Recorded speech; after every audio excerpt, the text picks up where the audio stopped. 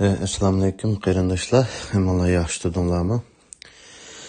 Bugun mening bir Facebook ozroq vaqtim chiqib, bir narsalarni chiqarib o'tirsam, bu Mehmet To'xti Kanadadagi qonun mutaxassisi qurultay mundaq qilyapti, biz nima yezyapti deb bilan chiqaribdi. Undan keyin bir qarindoshimiz bu Mehmet To'xtining bir ovozini nim qilib bana ayrım evetip koyuptu.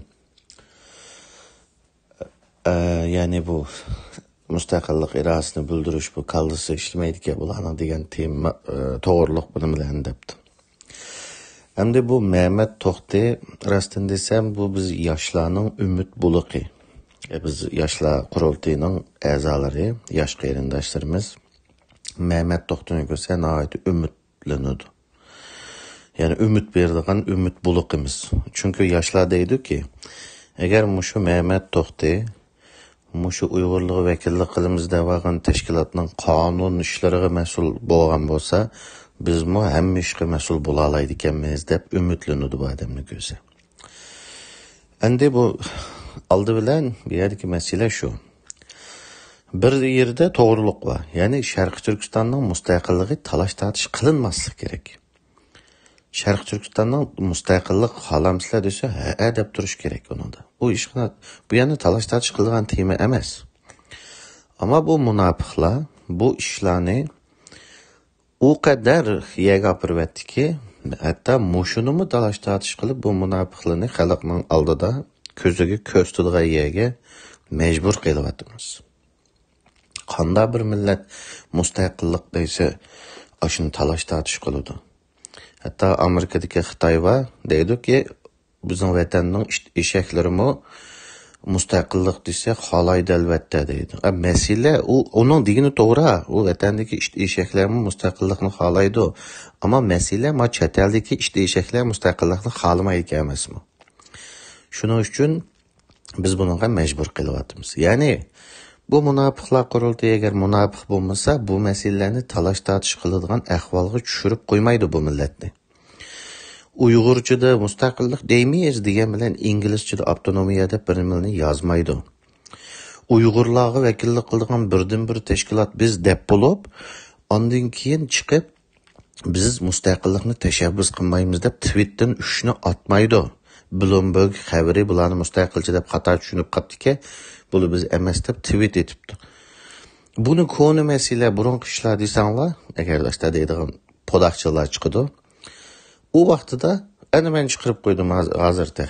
Rayhan Asad degan Amerikadagi yangi chiqqan saplama munofiqning Uyg'urlarning nahayda assalliqlari Atatürk bunu kuchab da'vatiman deb inglizcha qo'shib qo'yishyapti. Intayin ozni kuchavyaptimi?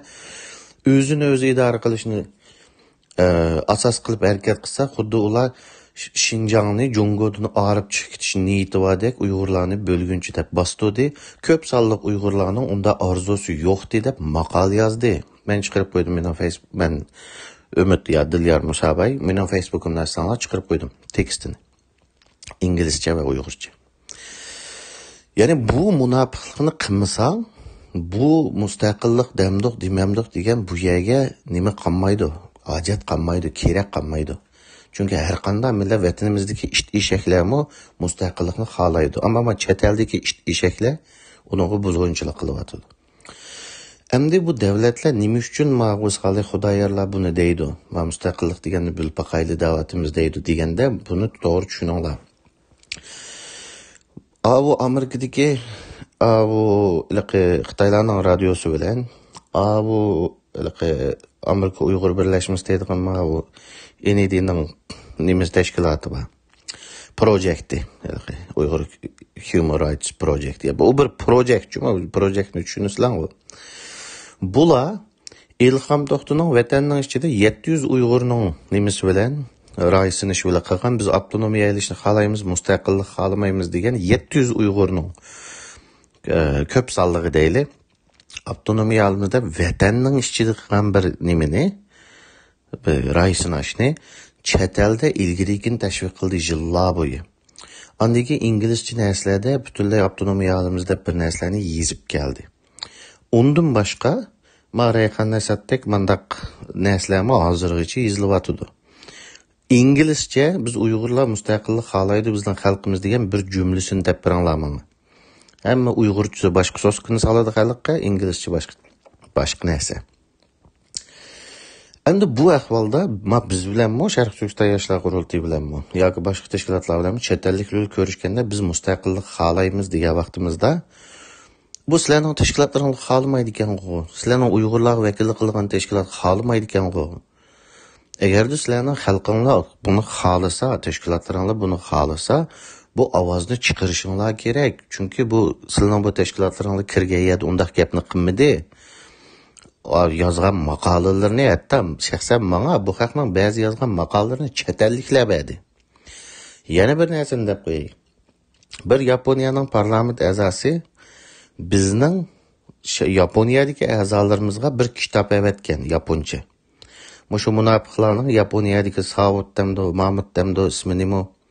Bir munofiqning yozgan kitobi. Yaponiyalik parlament a'zosi ko'rib, bu Uyg'ur yozgan kitob emas. Bunun ichidagi narsa bütün Xitoyning gipi bu Uyg'urlar mustaqillik xolamaydi, osonlik bo'lgunchilar mustaqillik xolaydi degan. Mushuni bir Uyg'ur qanday yozdi Yaponiya Uyg'ur jamiyatining ichidagi bir vazifa olgan bir Uyg'ur deb bizning bir a'zorimizga avatdi bir kitobni. U bala o kitobni ko'rib, o'qib, o'to'g'irlab yaponcha bir narsa yozmoqchi. U balaning u parlament a'zosi degani bular shundoq avtonomiyachilar, ammo u bütün Uyg'urga vakillik qilmaydi. Bu kitap Uygur'un ovozi emas. Mustaqilchi Uygurlarmi bor deb javob bergizdik biz u balni Yaponiyaning parlament a'zosiga. Bu qadar rasvochilik va perdining keyinda. Hamma narsani bir qitimdan to'kib ochayli desak, u 24 soat ochsa qoladi bu haqning rasvochiligini. Shuning uchun davlatlar bizga da'vat etdiki, sizlarning xalqinglar zodi nima xohlaydi, buni biz bir bilib baqayli. Bunu bir bildiringlar bizga. Hech qanday shak shubisiz, hech qanday taraddussiz biz mustaqillik xohlaymiz, biz besilingan zamin deyish kerak normal odam bo'lsa. Shunga Mehmet To'xti bizning ilhom qaynog'imiz, bizning umid buluqimiz.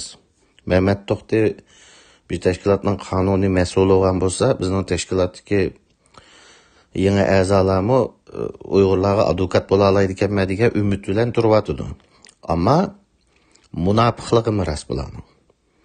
Bu munofiqlikni qilmasang, bu ishlarga kerak yo'q.